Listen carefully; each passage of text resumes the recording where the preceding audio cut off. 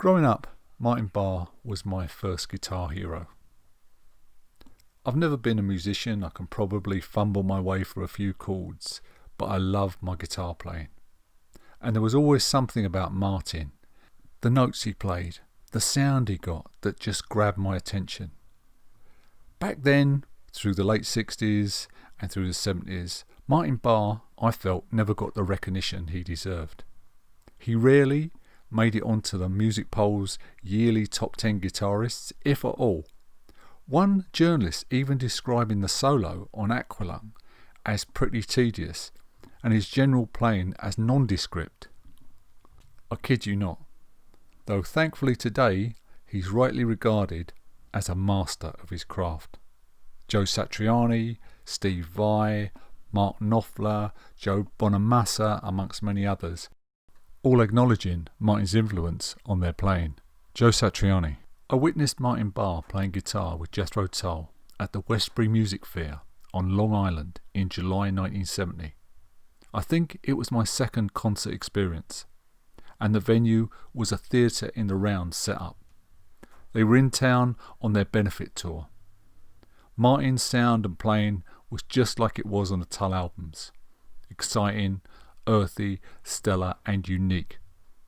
I was mystified by his perfect blend of electric blues, rock and some kind of British Renaissance folk style I couldn't quite put my finger on. Being a kid from New York, I found his entire approach kind of exotic. He was brilliant. Martin Barre was born on November the 17th, 1946 in Kings Heath, England.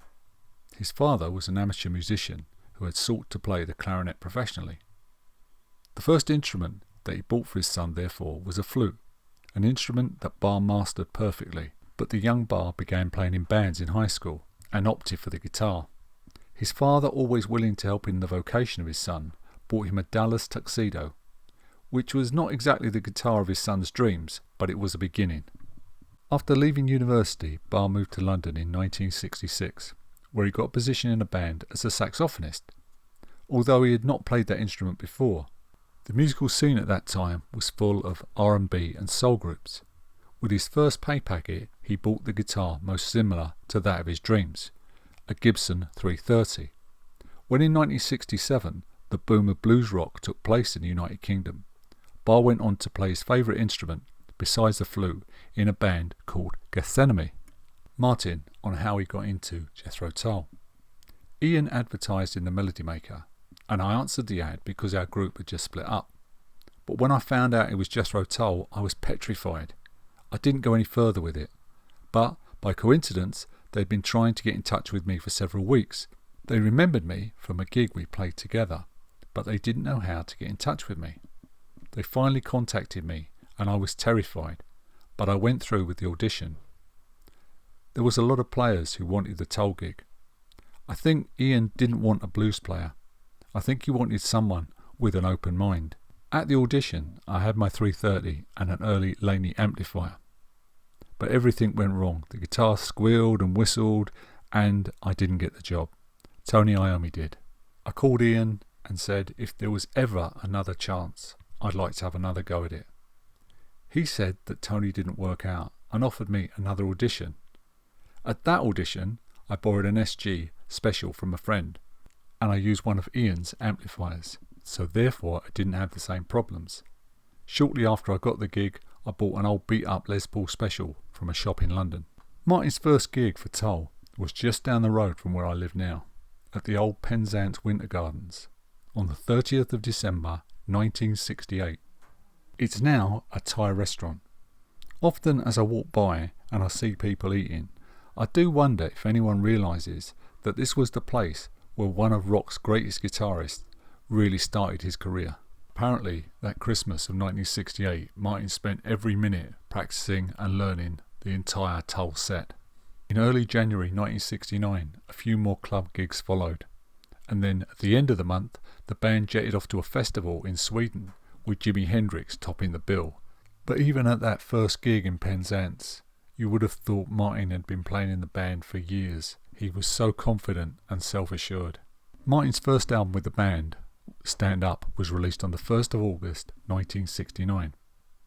After the mainly blues rock of the first album Tull did, this was, and with Anderson now fully in control of the band after the departure of Mick Abrams. Stand Up showed a range of influences and styles, with Anderson moving towards rock fusions of folk, classical and jazz. Hey, there's even a balalaika on one track. The band though are superb throughout the whole album, and particularly Martin's guitar playing. A New Day Yesterday kicks off the album with more than a nod or two to Cream, with its nagging and insistent riff. At 1 minute 46 seconds, Martin enters with a short, melodic, fluid solo. Martin says, "I never ever wanted to play blues licks. All the other guys were doing that. I wanted melody. In my mind, I can hear a melody and then I can play it.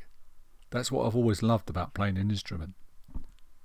You hear where you want to go to in your head and then your fingers can go there for you. It's a sort of direct connection. I don't have any sort of hang up about having to play a B.B. King or Freddie King lick. I love the blues, but in those days, my approach was a very free approach. I just played." Track 4, Back to the Family, goes to 2 minutes 57 seconds in when the band upped the tempo. Ian and Martin dueling with each other, swapping solos on flute and guitar. It's just incredible playing. Reasons for Waiting allows Martin to take a lengthy, extended solo while making full use of one of the early wah-wah guitar pedals. But to be fair, Stand Up is littered with great performances from all the musicians involved. Ian Anderson was on fire back then, and just starting what would be an incredible journey for him and the band. The journey from This Was to Stormwatch over just 11 years is phenomenal. Ian would often come to the band with just a basic idea for a song, maybe just a rhythm or just a riff, and the rest of the band would then help develop these into the finished article. For Martin, as a young musician, it must have been just an amazing experience to be presented with new challenges week in and week out. Tull were also one of the hardest working bands on the planet, and they gigged constantly. So what with new material being constantly provided, and you were always in front of live audiences, Martin took on the challenge, and he just got better and better and better. For Tull's next album, Benefit, Anderson brought in an old friend, John Evan, to provide some keyboards. Seeing how well Evan fitted into Tull, he persuaded John to become a full-time member. In a statement to the press in 1970, Ian said that having John in the band will allow Martin Barre more freedom to play. 1970's Benefit album is an incredible record and one of Martin's favourites. At the time, as usual, it wasn't given great reviews in the UK press, and to be fair, I think I can see why. It's a dense, multi-layered album, and it's a long album for the time, 1970. It's over 46 minutes. It needed a lot of listening time to take it all in. Even now, after 50 years, it still astounds me, and I can hear different things in it. I can also see why Martin likes it so much. On a lot of tracks, there's a kind of jam feel, and Martin is given space to really express himself. One of the big influences on Martin at this time was Leslie West from Mountain, and on Benefit you can certainly hear that influence on a lot of Martin's guitar tones and playing. Martin says, "It always makes me smile when I think of Leslie West." Mountain supported us in the early 70s on a couple of American tours. He's a great player, and in those days everybody hated everybody else, and bands would do their best to blow each other off the stage. And that kind of competitiveness I always found really stupid. I think Mountain was the first band we really became friends with. They were really nice people, and we had a great time on stage. It was so refreshing to meet people with that kind of attitude. Combined with the fact he was such a powerful guitarist, you couldn't help but be moved by somebody like Leslie West. You can't ignore his playing, and I was always a big fan.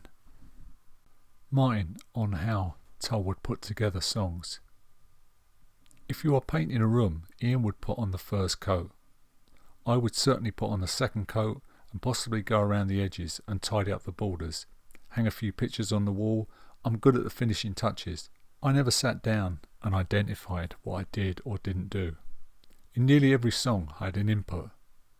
If you strip it down, it was me and Ian.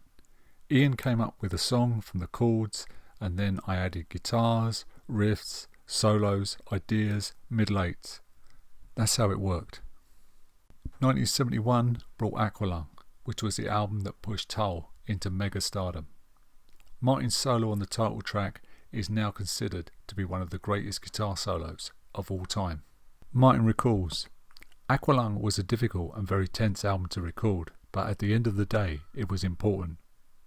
Ian wrote the riff and verses to the song Aqualung, but he felt it needed a new section for the guitar break. I said, why don't we just play the verse chords in half time for the first part of the solo, and then pick it back up for the rest of the solo. It was a simple solution that really worked. While I was playing the solo, which was going really well, Jimmy Page walked into the control room and started waving. I thought, should I wave back and mess up the solo, or should I just grin and carry on? Being a professional to the end, I just grinned. And on Locomotive Breath, Martin came up with one of rock's all-time classic riffs, though initially the band had real problems recording the song. Ian Anderson.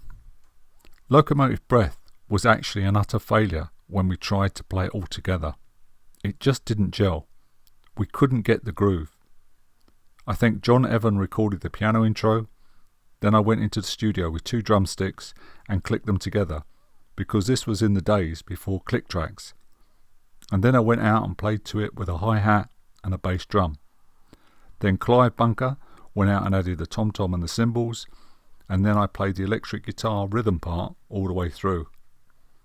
And then we had something that was beginning to sound a bit like a song, and it had that sort of metronomic feel which I wanted it to have, because it's all about a railway train running on the tracks, so it should click-clack in time.